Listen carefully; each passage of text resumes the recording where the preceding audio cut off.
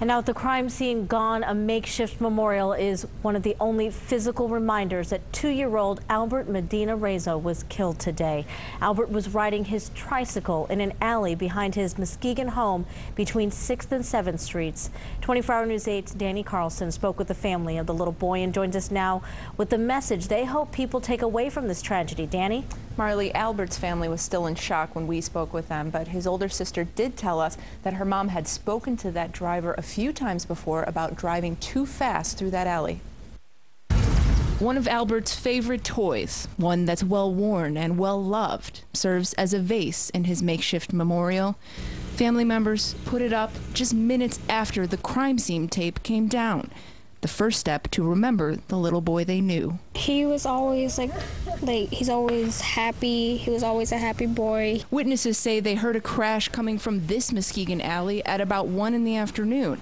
Then all they heard was screaming. Once I got close up to it, back of his head was just open. A 45-year-old woman was driving her SUV down the alley when she hit and killed 2-year-old Albert, who was riding his tricycle just feet from his home.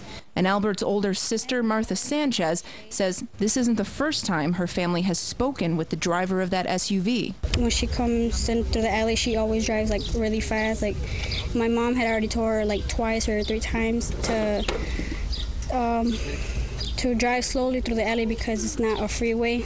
The toddler was pronounced dead at the scene, but Martha says their mom was with him in his final moments. My mom said that she went over there and that my little brother was still moving his eyes and he had like a lot of blood around him, his head, and she grabbed him and she said that he said help.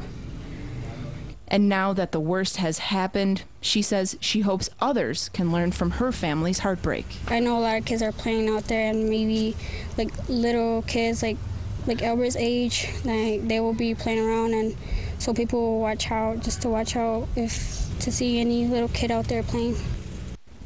Sources close to the investigation tell us that the woman behind the wheel was taken to the hospital to have her blood drawn. Prosecutors told 24-Hour News 8 that a police officer has to have a specific reason to take someone's blood. Just being involved in a deadly accident wouldn't be enough.